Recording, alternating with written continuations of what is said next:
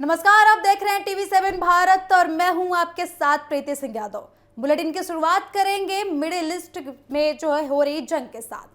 Middle east में हालात सामान्य होने के साथ भारत के लिए बड़ी राहत की खबर सामने आई है। जिस हॉर्मुज स्ट्रेट को लेकर पिछले कई दिनों से चिंता बनी हुई थी, वहां आज जहाजों की आवाजाही से फिर से स्थिति सामान्य होने लगी है। इसका सबसे बड़ा फायदा भारत को मिलने वाला है, क्योंकि भारत अपनी जरूरत का बड़ा हिस्सा कच्चा तेल और गैस इसी समुद्री रास्ते से मंगाता था। विदेश मंत्रालय ने जानकारी दी है कि 17 जून को हुए समझौते के बाद अब तक भारत आने वाले 11 जहाज सुरक्षित तरीके से स्ट्रेट ऑफ हॉर्मुज पार कर चुके हैं। इससे साफ संकेत मिल रहा है कि इस अहम समुद्री मार्ग पर स्थिति पहले की तुलना में काफी बेहतर हो गई है। विदेश मंत्रालय के प्रवक्ता रणधीर जायसवाल ने बताया है कि फिलहाल भारतीय झंडे वाले 10 जहाज अभी भी पर्शियन गल्फ क्षेत्र में मौजूद है। वहीं 2 भारतीय जहाज इसी इलाके में प्रवेश कर चुके हैं, यानी कि दोनों तरफ से जहाजों का आना जाना लगातार जारी है और समुद्री व्यापार धीरे धीरे पूरी तरीके से सामान्य हो रहा है। आपको बता दें कि सबसे अहम बात यह है कि हॉर्मुज पार करने के बाद भारत की ओर आने वाले 11 जहाजों में 3 बड़े भारतीय क्रूड ऑयल टैंकर भी शामिल हैं। इन तीनों टैंकरों में करीब 2,85,000 मैट्रिक टन कच्चा तेल भरा हुआ है। ये तेल भारत की ऊर्जा जरूरतों को पूरा करने में महत्वपूर्ण भूमिका निभाएगा। इन 3 भारतीय टैंकरों के अलावा एक विदेशी झंडे वाला एलपीजी कैरियर भी भारत की ओर आ रहा है। इसके साथ ही विदेशी कच्चे तेल का टैंकर और खाद को लेकर आने वाले 6 विदेशी जहाज भी सुरक्षित तरीके से हॉर्मुज स्ट्रेट पार कर चुके हैं। विदेश मंत्रालय का कहना है कि ये स्थिति इस बार का संकेत है कि समुद्री मार्ग पर व्यापारिक गतिविधियां दोबारा सामान्य हो रही हैं। सरकार को उम्मीद है कि पर्शियन गल्फ में मौजूद बाकी भारतीय जहाज भी जल्द ही सुरक्षित तरीके से रास्ते को पार कर लेंगे। हॉर्मुज स्ट्रेट दुनिया के सबसे महत्वपूर्ण समुद्री मार्गों में से एक माना जाता है। दुनिया के बड़े हिस्से का तेल इसी रास्ते से होकर गुजरता है। एशिया और दूसरे देशों तक इसी रास्ते से तेल पहुंचाया जाता है। भारत भी अपनी तेल की जरूरतों का बड़ा हिस्सा खाड़ी देशों से आयात करता है। ऐसे में रास्ते पर किसी भी तरीके का तनाव सीधे भारत की ऊर्जा और अर्थव्यवस्था को प्रभावित करता है। पिछले दिनों पश्चिम एशिया में बढ़ते तनाव के कारण आशंका जताई जा रही थी कि अगर हॉर्मुज प्रभावित हुआ तो भारत में कच्चे तेल की सप्लाई पर बड़ा असर पड़ सकता है। इससे पेट्रोल, डीजल और रसोई गैस की कीमतों में बढ़ोतरी की चिंता भी सामने आई थी। आपको बता दें कि अब जहाजों की सुरक्षित आवाजाही शुरू होने की आशंकाएं जताई जा रही हैं। माना जा रहा है कि अगर समुद्री मार्ग इसी तरीके से खुला रहा तो भारत की तेल आपूर्ति सामान्य बनी रहेगी और ऊर्जा बाजार में भी स्थिरता देखने को मिलेगी। इसी बीच एक और अहम घटनाक्रम भी सामने आया है। अमेरिका ने ईरान से जुड़े कुछ प्रतिबंधों में राहत देने की बात कही है। आपको बता दें कि माना जा रहा है कि इससे क्षेत्र में व्यापारिक गतिविधियों को बढ़ावा मिलेगा और ऊर्जा बाजार को भी स्थिरता मिल सकती है। हालांकि भारत की ओर से इस फैसले पर कोई अलग प्रतिक्रिया नहीं दी गई है, लेकिन ऊर्जा विशेषज्ञ इसे वैश्विक ऊर्जा बाजार के लिए सकारात्मक संकेत मान रहे हैं। तो कुल मिलाकर एक तरफ हॉर्मुज से भारत के लिए राहत की खबर आई है, जिससे तेल और गैस की आपूर्ति सामान्य होने की उम्मीद है। वहीं भारत सरकार दोनों मोर्चे पर सक्रिय है। एक और ऊर्जा आपूर्ति को सुरक्षित बनाए रखने की कोशिश की जा रही है।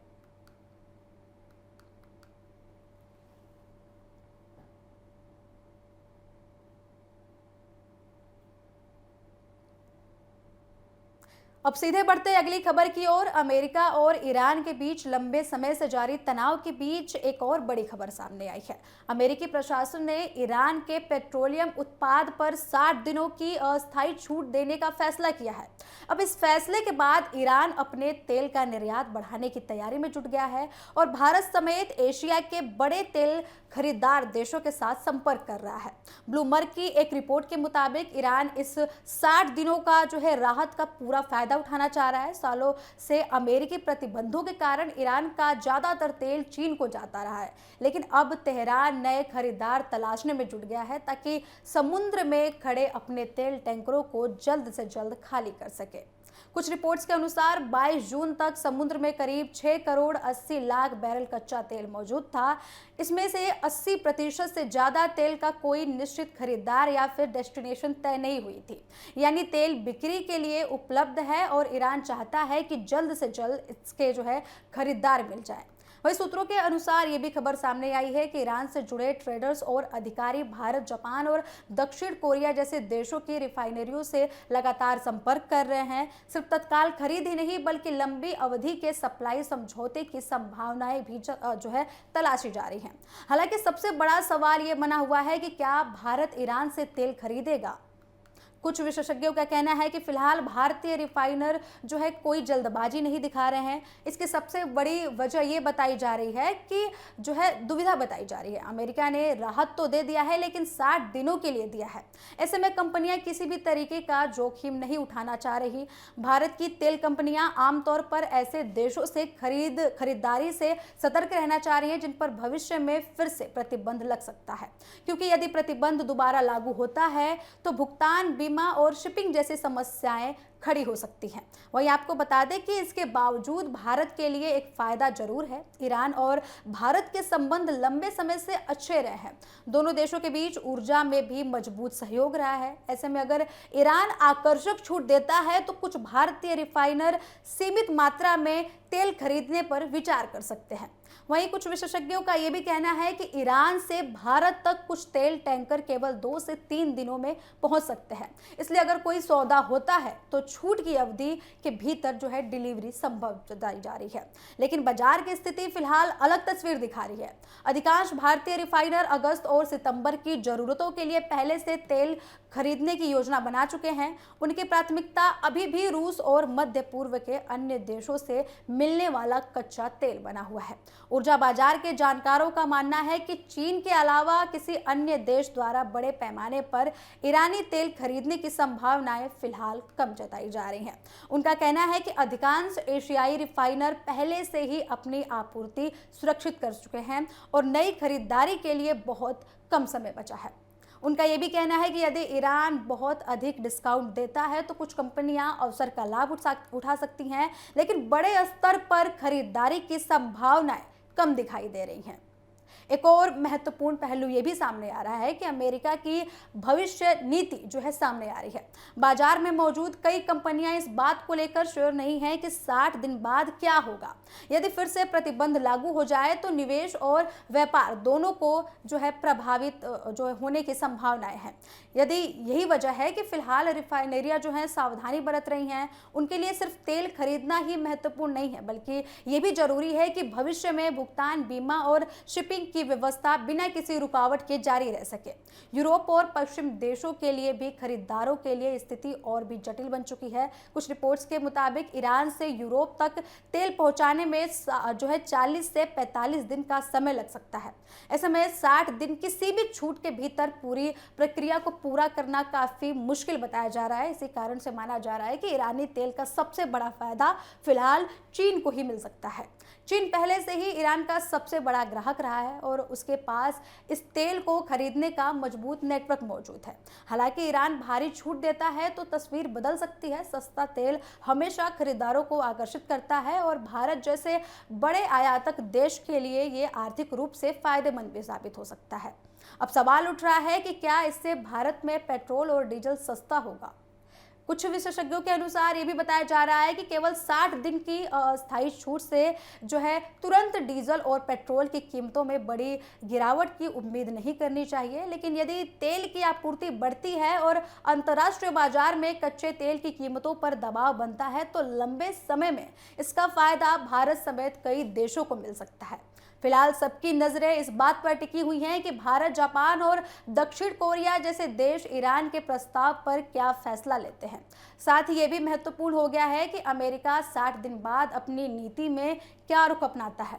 अमेरिका की अस्थायी राहत ने ईरान के लिए नए अवसर तो जरूर खोले हैं, लेकिन बाजार अभी भी सतर्क है।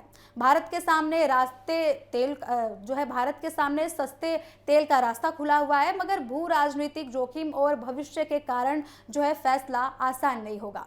आने वाले कुछ हफ्तों में यह तय होगा कि ईरान अपने तेल के लिए नए खरीदार ढूंढ पाता है या फिर चीन ही उसका सबसे बड़ा ग्राहक बना रहता है। वही अगली खबर, भारतीय क्रिकेटर के लिए सबसे बड़ा पल कल देखने को मिला। भारतीय क्रिकेट के लिए 23 जून की तारीख हमेशा से खास रही है। आपको बता दें कि टीम इंडिया के दिग्गज बल्लेबाज और पूर्व कप्तान रोहित शर्मा, जिनको हिटमैन के भी नाम से जाना जाता है, उनको शानदार योगदान के लिए देश के प्रतिष्ठित पद्मश्री पुरस्कार से उन्हें सम्मानित किया गया है।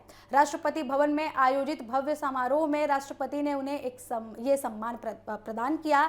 लेकिन इस सम्मान को और भी खास बनाता है एक ऐसा सहयोग जिसने करोड़ों क्रिकेटर्स प्रेमियों का दिल जीत लिया है। दरअसल 23 जून वही तारीख है जब ठीक 19 साल पहले रोहित शर्मा ने अंतर्राष्ट्रीय क्रिकेट में अपना पहला कदम रखा था। साल 2007 में 23 जून के दिन उन्होंने आयरलैंड के बेलफास्ट में भारत के लिए अपना पहला वनडे मुकाबला खेला था और अब 19 साल बाद उसी तारीख पर उन्हें देश के चौथे सर्वोच्च नागरिक सम्मान पद्मश्री से सम्मानित किया गया।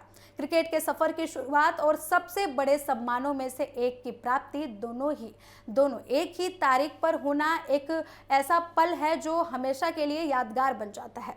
रोहित शर्मा का क्रिकेट सफर संघर्ष, मेहनत और सफलता की मिसाल रहा है। मुंबई की गलियों से निकलकर भारतीय क्रिकेट टीम की कप्तानी तक पहुंचने का उनका सफर लाखों युवाओं को प्रेरणा देता है।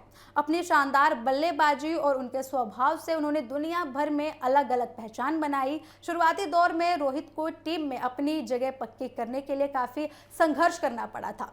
कई बार उन्हें टीम से बाहर भी होना पड़ा, लेकिन उन्होंने कभी हार नहीं मानी, लगातार मेहनत करते रहे और खुद को बेहतर बनाया। इसके बाद जब उन्हें ओपनिंग की जिम्मेदारी मिली तो उन्होंने अपने करियर को नई ऊंचाइयों पर पहुंचा दिया। रोहित शर्मा को दुनिया के सबसे विस्फोटक बल्लेबाजों में गिना जाता है। उनकी बल्लेबाजी की सबसे बड़ी खासियत बड़ी पारी खेलने की क्षमता है। एक बार क्रीज पर जमने के बाद किसी भी गेंदबाजी का आक्रमण पूरी तरीके से वो बदल देते हैं। वनडे क्रिकेट में रोहित शर्मा के नाम कई ऐसे रिकॉर्ड्स हैं जिन्हें तोड़ना आसान नहीं माना जाता। वे दुनिया के इकलौते बल्लेबाज हैं जिन्होंने वनडे क्रिकेट में 3 दोहरे शतक लगाए हैं। उनका 264 रन का सर्वोच्च व्यक्तिगत स्कोर आज भी वनडे का सबसे बड़ा ऐतिहासिक बड़ा स्कोर बना हुआ है। सिर्फ बल्लेबाजी ही नहीं, कप्तान में भी रोहित शर्मा ने अपनी अलग पहचान बनाई है। उनके नेतृत्व में भारतीय टीम ने बड़ी सफलताएं हासिल की हैं। हाल ही के वर्षों में भारत ने उनकी कप्तानी में आईसीसी चैंपियन ट्रॉफी 2025 का खिताब जीता। इसके बाद टीम ने आईसीसी टी20 विश्व कप 2026 में भी शानदार प्रदर्शन करते हुए ट्रॉफी अपने नाम की थी। इसके अलावा साल 2023 के वनडे विश्व कप में भी भारत ने रोहित शर्मा की कप्तानी में लगातार 10 मुकाबले जीतकर फाइनल तक सफर तय किया था। पूरे टूर्नामेंट में टीम का प्रदर्शन शानदार रहा और रोहित शर्मा की आक्रामक कप्तानी की दुनिया भर में तारीफ हुई। रोहित शर्मा की कप्तानी की सबसे बड़ी खासियत ये रही है कि टीम में युवाओं और अनुभवी खिलाड़ियों के बीच शानदार संतुलन बनाते हैं। मैदान पर उनके फैसले अक्सर टीम के पक्ष में साबित हुए और उन्हें कई मुश्किल मुकाबलों में भी भारत को जीत दिलाई है। रोहित ने अब टी20 और टेस्ट क्रिकेट से संन्यास ले लिया है, लेकिन वे अभी भी भारतीय वनडे टीम का अहम हिस्सा है। क्रिकेट प्रेमियों को उम्मीद है कि आने वाले समय में वे अपने अनुभव से टीम इंडिया को नई सफलताएं दिलाते रहेंगे। अगर उनके पूरे अंतर्राष्ट्रीय करियर की बात करें तो किसी भी खिलाड़ी के लिए गर्व की बात है। अब रोहित शर्मा भारत के लिए 500 से ज्यादा अंतर्राष्ट्रीय मैच खेल चुके हैं। तीनों फॉर्मेट्स मिलाकर उनके नाम लगभग 20,000 अंतर्राष्ट्रीय रन दर्ज है। उन्होंने अंतर्राष्ट्रीय क्रिकेट में 50 शतक लगाए हैं और कई ऐसे रिकॉर्ड्स बनाए हैं जो उन्हें महान खिलाड़ियों की श्रेणी में खड़ा करता है। रोहित शर्मा की बल्लेबाजी का अंदाज हमेशा दर्शकों को आकर्षित करता है। बड़े छक्के, बेहतरीन टाइमिंग और मुश्किल परिस्थितियों में लंबी पारी खेलने की उनकी क्षमता उन्हें बाकी बल्लेबाजों से बिल्कुल अलग बनाती है। यही वजह है कि दुनिया भर में क्रिकेट प्रशंसक उन्हें प्यार से हिटमैन कहते हैं।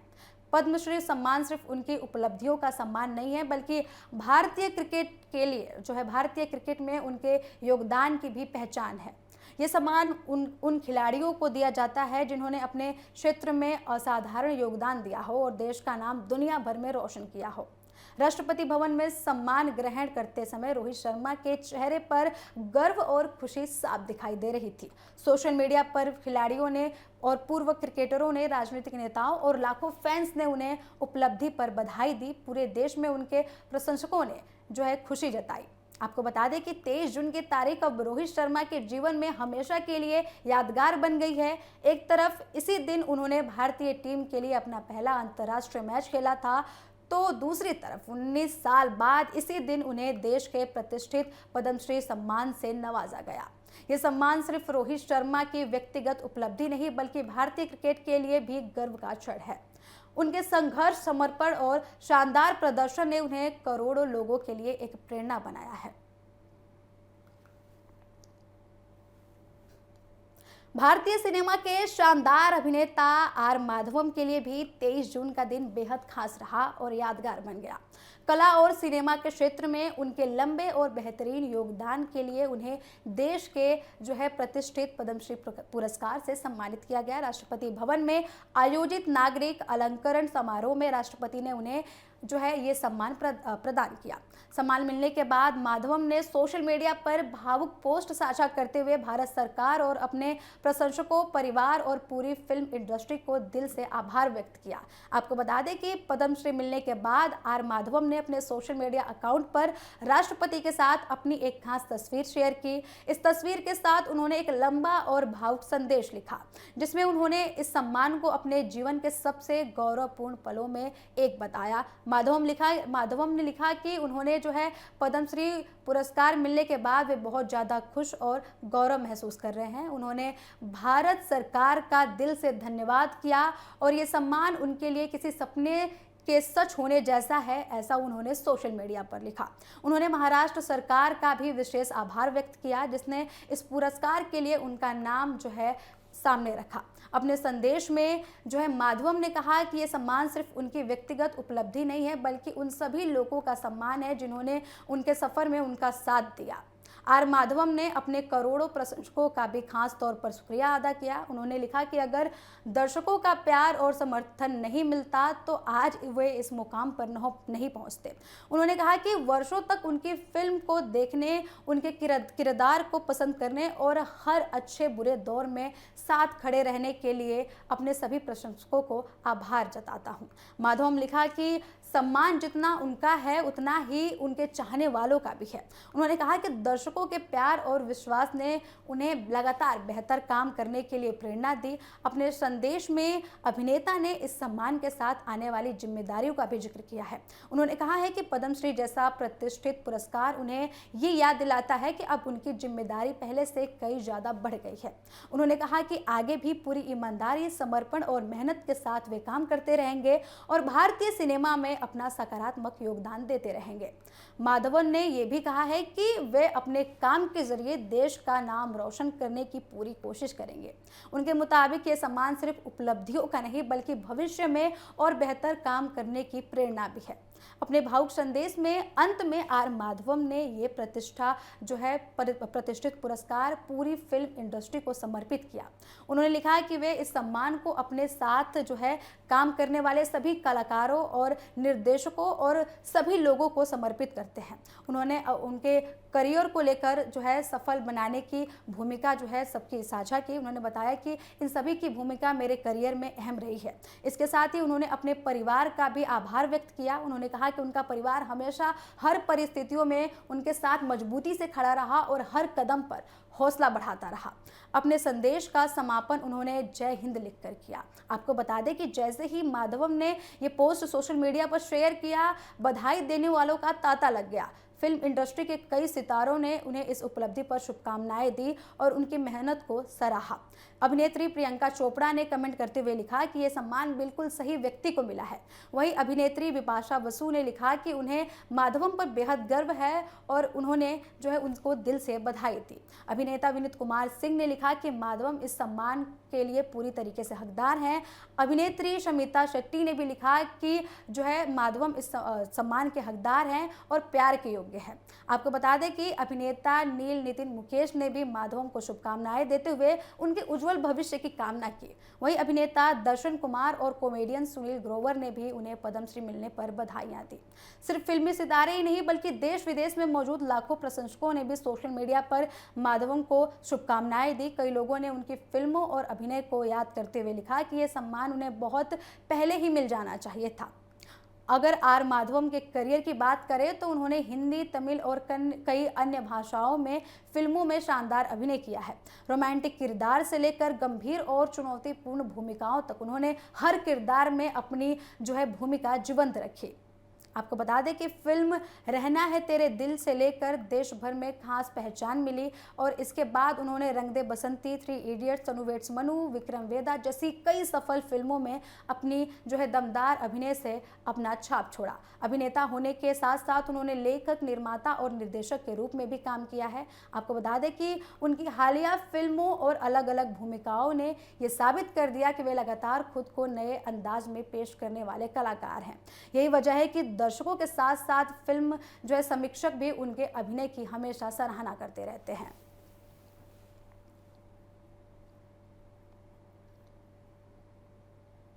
तो कुल मिलाकर पद्मश्री सम्मान आर माधवम के वर्षों की मेहनत, समर्पण और शानदार अभिनय का सम्मान है। ये उपलब्धि न सिर्फ उनके लिए बल्कि भारतीय सिनेमा के लिए भी गर्व का विषय है। उनके प्रशंसकों को उम्मीद है कि आने वाले वर्षों में भी माधवम अपनी शानदार अदाकारी से दर्शकों का मनोरंजन करते रहेंगे और भारतीय सिनेमा को नई ऊंचाइयों तक पहुंचाएंगे। फिलहाल इस बुलेटिन में इतना ही। देखते रहें TV7 भारत। नमस्कार।